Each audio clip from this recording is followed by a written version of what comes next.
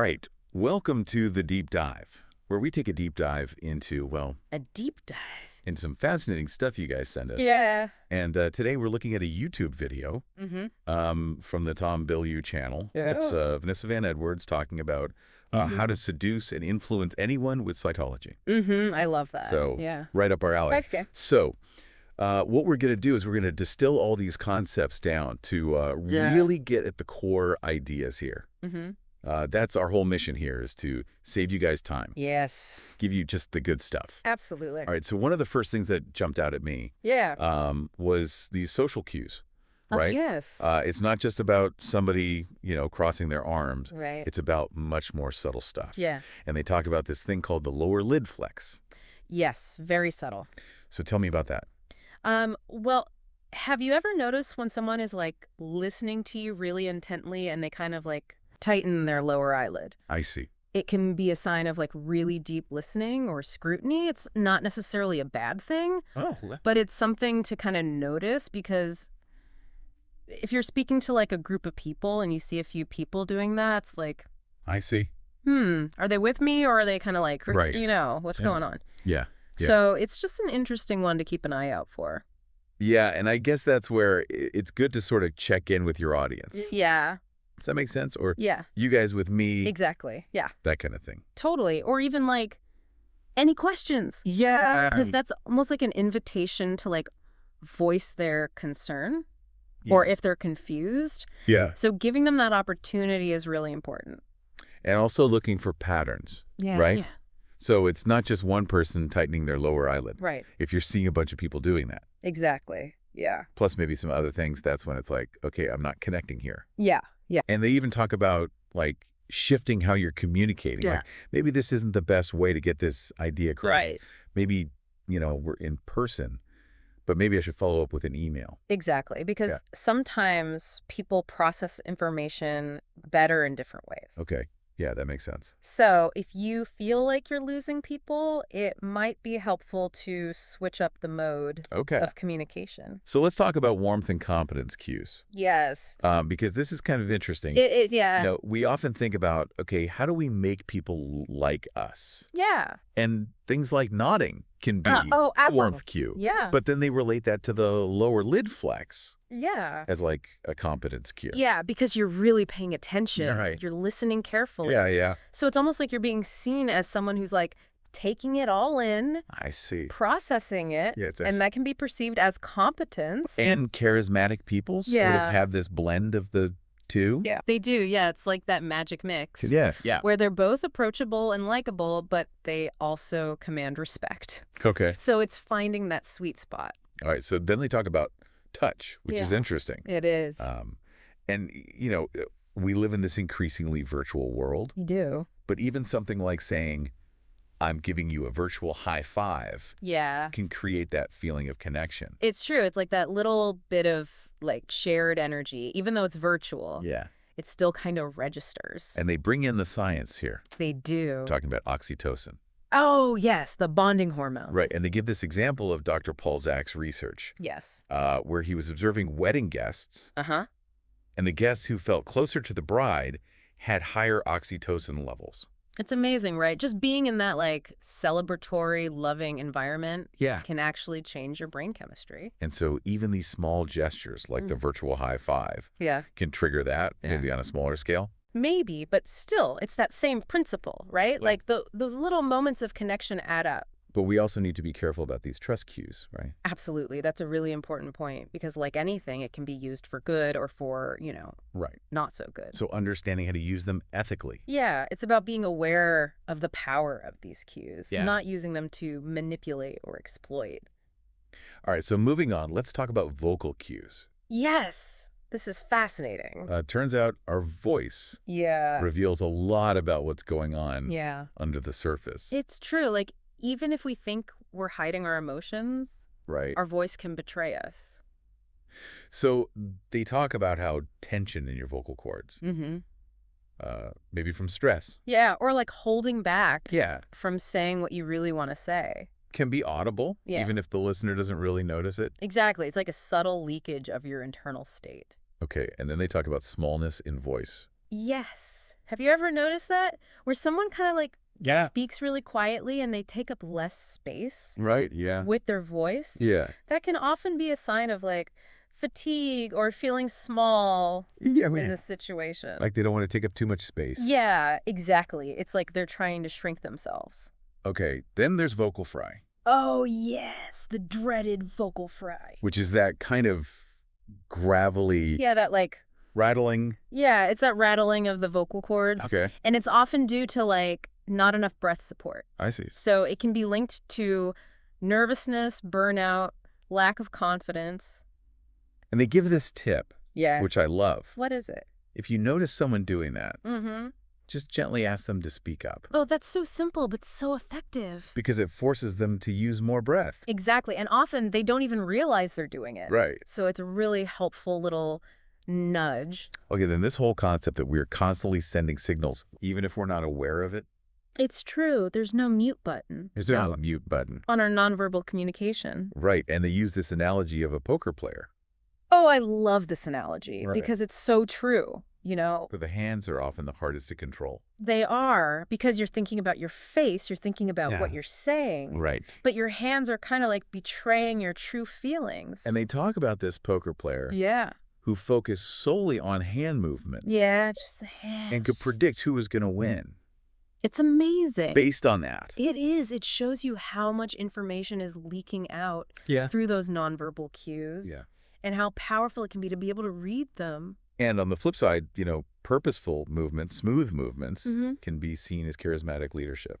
Absolutely. It's that sense of like control and confidence Right. that comes across. All right, so then trusting your gut. Yes, this is so important. They talk about how our subconscious is picking up on all this stuff. It is. It's constantly scanning the environment, Right. picking up on those cues, even if we're not consciously aware of them. And then they bring up this study, Yes, the smell test. right, where people smelled the sweat of skydivers Oh, that's interesting. containing adrenaline and cortisol. So like stress hormones. Right. If we- And they felt anxious. It's wild, right? It's like we can literally smell each other's emotions. Yeah. So we're picking up on these things. We are, even if we don't realize it. Even if we don't realize it. Our bodies are so tuned in. And so that's why our own emotional state is so important. Yes, absolutely. Because like if you're feeling stressed and anxious, Right. you're more likely to pick up on those cues in others. Right. And vice versa. Like if you're feeling calm and confident, Right. you're more likely to project that. And you're also going to interpret other people's cues differently. Exactly. Yeah, your emotional state is like a filter Yeah. for how you perceive the world. Okay, so let's talk about deeper connections. All right, let's go deep. And they talk about Dan McAdams' 3 levels of intimacy. Oh, yes, this is a good framework. Okay. So the first level is general traits, right? Yeah. Which is like surface level stuff, what someone does for a living, where they're from. Yeah. The second level is personal concerns, which is like their motivations, their goals, their values. Okay. And then the deepest level is the self-narrative, Which is which is like the story they tell themselves about who they are, their place in the world, spicy. what their purpose is. And they talk about asking really insightful questions. Yes, questions that get to the heart of who someone is. Like, what's your deepest fear? Or who's your role model? Right, yeah. Or what are you most passionate about? Yeah. Those kinds of questions can really unlock those deeper levels of intimacy. And they tell that story about their friend Yeah. who said her hero was Katniss Everdeen. Yes, and like at first, it might seem like a random answer, but when you dig deeper, Yeah. it reveals this underlying feeling of like constantly having to survive. Right, yeah. And that's so powerful because it gives you a glimpse into their internal world Yeah, okay. and their core beliefs. So now nonverbal communication, they talk about some nuances there. Oh, yeah. There's so many subtle things Right. that we do with our bodies. Like a pat on the back. Oh, yeah. Even a pat on the back Right. can have different meanings. Like if it's a pat from a higher position, Yeah. like on the shoulder or upper back, Yeah, it can kind of be a little bit dominant, like love- a parent patting a child. I see. But if it's like an equal level pat, Yeah. it's more neutral, friendly. Okay. So even those little things Yeah. can convey different messages. And then this whole idea of giving names to certain social interactions. Oh, yeah, like the bro hug Right. or the air kiss. Helps us understand them. It does. It's like we're codifying those unspoken rules Right. and making them more explicit. So it makes you wonder, What's that? can we actually learn this stuff? Oh, that's the million-dollar question. Right, because it feels like some people are just naturally gifted. Right. Like they just glide through social situations effortlessly. So can we learn this? Well, the source uses an analogy to sports, right? Like anyone can improve their skills with practice. Yeah. But some people might have a natural aptitude. Right. And they'll reach a higher level. Yeah. But everyone can get better. Okay. And what's interesting is that they point out that people who identify as recovering awkward individuals might actually have really strong observational skills. Oh, that's interesting. Because they've had to consciously learn those social patterns that other people pick up more intuitively. So they've had to study it. They have, yeah. They become students of human behavior. Okay, so tell me about Vanessa Van Edwards' journey. Oh, she's fascinating. Where's she at? She has this background in journalism. Yeah. And she wanted to, like, test scientific principles in real-world interactions. So not just reading about it. Yeah, not just theory. But actually going out there. Exactly, like getting her hands dirty and seeing what works. So it's bridging that gap between academia and real life. It is, and that's what makes her work so compelling. Yeah. Because it's grounded in both science and a practical experience. And she talks about this idea of a cipher for people. Oh, yeah, or like a matrix for understanding motivations and values. Which is it's a great way to think about it, right? Compelling framework. It is. Okay, so let's get into personality. Yes. The big five, Ocean. Oh, the classic Ocean. Right. Openness, conscientiousness, extroversion, agreeableness, and neuroticism. Those are the big ones. And what's interesting is that they talk about how these traits can show up in our environment. Yeah, it's so true. Like, our personality leaks out into our surroundings. So, for example, a clean car trunk could be a sign of high agreeableness. Yeah, like wanting to please, keep things tidy for others. And then a cluttered medicine drawer. Oh, that's me. It might suggest lower conscientiousness. Yeah, which is about, like, organization and routine. Okay, so it's not that you don't care about others. No, not at all. It's just that maybe you're not as focused on those details. Yeah, it's more about, like, how you approach tasks and planning and structure. And that even wall decor can offer clues. Right. Oh, absolutely. Like, think about motivational quotes. Right. Someone who has a lot of motivational quotes on their walls might be a little higher in neuroticism. Which is, like, anxiety. Yeah, it's that tendency towards worry and anxiety. Okay. And they actually talk about the biological basis for that. Really? Yeah, the serotonin transporter gene can influence how sensitive you are to stress and how you self-soothe. So some people are just naturally more prone to anxiety? They are, and it's not their fault, it's just their wiring. Right. But understanding that can be so helpful in relationships because you can start to see those differences and appreciate them instead of judging them. So optimizing, not fighting. Yes, I love that concept. Your natural wiring. It's so empowering because it's like, instead of trying to be someone you're not, you're like, okay, this is how I am. Yeah. Let me find ways to work with it. Yeah, and they give that example of the forgetful spouse. Oh, yeah, the one who, like...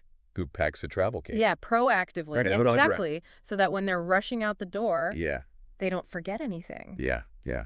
It's brilliant. Okay, radical honesty in relationships. Oh, this is a good one. Being direct about why you're saying no. Yeah, instead of making excuses. Yeah, so instead of being like, oh, I can't, I have to, you know. Yeah, or like, I'm so busy. Just be like, hey, I'm not interested in going to that networking event because I find them really draining. Right. So you're honest about it. You are. And it might feel vulnerable at first. Yeah. But in the long run, it builds trust and respect. Okay. Identifying primary values. Yeah. This is key. Resource theory. Oh, I love resource theory. Okay. So tell me about it. Basically, every relationship is a transaction of 6 resources. Okay. Money, status, love, information, goods and services. And we're all kind of trading these things. We are, whether we realize it or not. And they give this example of the employee. Oh, yeah, who wasn't motivated by a raise.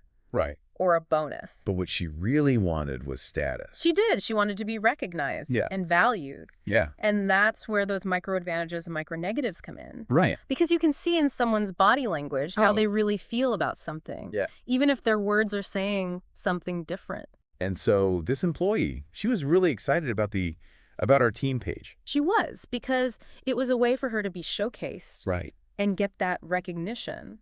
So again, it's about having those direct conversations. Yes, communication is key to understanding what really motivates people. Yeah. And what they truly value. Okay, so then they talk about how the listener, you guys listening, can help other people gain self-awareness. Oh, that's cool. Like, we can all be decoders for each other. And they suggest using Arthur Aaron's 36 questions. Oh, those are classic. To build closeness as a tool for self-exploration. Yeah, because those questions really make you think. Right, and they go through these different levels. They do, yeah. They start off kind of light, and then they get progressively deeper. Yeah, and it's important to note that if you're doing this with an introvert, give them some space. They need processing time. Yeah. They don't always respond well to, like, rapid-fire questions. Yeah. They need a minute to think things through. Okay, so self-soothing, 2 key aspects. Yes, this is crucial. Okay, so number 1, how do you worry? Do you worry outwardly? Right. Like, do you talk it out? Yeah, or do you internalize it? Or do you shut down and go inward? And then number 2, what do you need during those difficult times? Yes, like, do you need connection? Yeah. Or do you need solitude? Right. And that can be really different for different people. And they talk about how men and women sometimes ask for help differently. They do. Like, men often ask for logistical help. Okay. Like, can you pick up the dry cleaning? Right. Women are more likely to ask for emotional support. Like, can you just listen to me vent? Right. So it's important to be aware of those differences. And so if, for example, you're stressed about your in-laws visiting. Oh, yeah, that's a classic. It's good to know, like, okay, what do I actually need? Exactly. Like, what would be most helpful? Right. Do I need my partner to help me clean the house? Yeah. Or do I need them to just listen to me complain? Right, because those are very different needs. Yeah.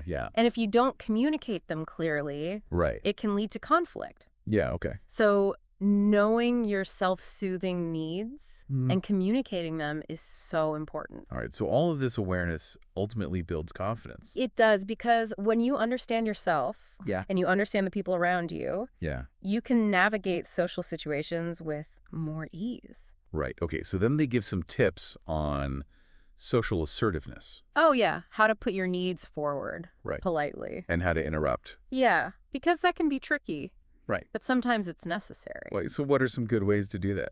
Well, they talk about, like, the open mouth, like the fish face. I see. Which is kind of like a nonverbal way of saying, I have something to say. Yeah. Or raising a hand or a finger. Or even touch, but use that cautiously, because touch can be very powerful. And they tell the story about this woman. Oh, yeah, who used touch a lot. In a business setting. Yeah, and it kind of backfired. Right. Because it made people uncomfortable. Yeah. So it's about reading the situation. Right. And using touch appropriately. And, touch releases oxytocin. It does. It's that bonding hormone. Right. So even self-touch. Yeah, like rubbing your hands together. Can be a way to self-soothe. It can. It's like a little hug for yourself. Oh, I like that. Yeah, it's called havening. Havening. Yeah, it's a technique where you kind of like self-soothe by activating those pressure points. Okay, so if you're giving a presentation and you blank out. Oh, the dreaded brain freeze. Yeah. What do you do? They say take a step back. Yeah, literally and figuratively. And so physical distance. Yeah. And emotional distance. Exactly. It gives you a moment to reset and gather your thoughts. And they talk about how people instinctively touch the suprasternal notch. Yes, it's that little dip at the base of your throat. When they're feeling stressed. Well, it's a very vulnerable area. And other areas like the neck and face. But be careful with the face touching.